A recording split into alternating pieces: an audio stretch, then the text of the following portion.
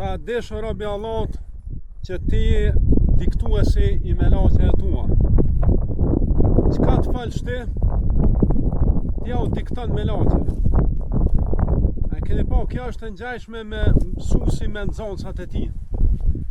Çka ti thot mësuesi nxënësit, ai do të më shkruajnë fleture. Dhe ti çka të falsh? Ti ja dikton melaqeve. Se ne besojmë që çdo njeri i ka dy melaqe. Njën krah djathtë që shkruan çka bën mirë, dhe njën krah të majt shkruan çka bën keq. Dhe asgjë nuk ta lën pa ta shënuar.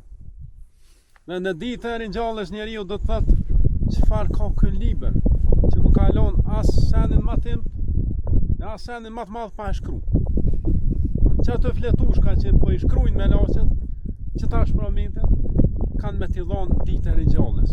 Edhe vetë kime konë dëshmitare në llogaretës i vetës tonë. Po melaqe e dine që kur së shtjerët lapsi, edhe në kresa që nuk flenë. Çdo moment, çdo kohë, çka do që bëni, aty e shkruajnë. Aisha radiallahu anha thot lumi ai i cili në fletushkën e tij shpesh gjendet fjala astaghfirullah. Andaj keni kujdes çka po falni, se çka të falni ju shkruhet për melaqe. Kjo është prej forma më të madhështore edukative, kur e din që ki vazhdimisht dikon me veti. Dy melaqet janë ushtarë të Allahut e policëti. Ti nëse e ki një polic para vetës, me njëherë mundosh me ju përmbajt ligjin.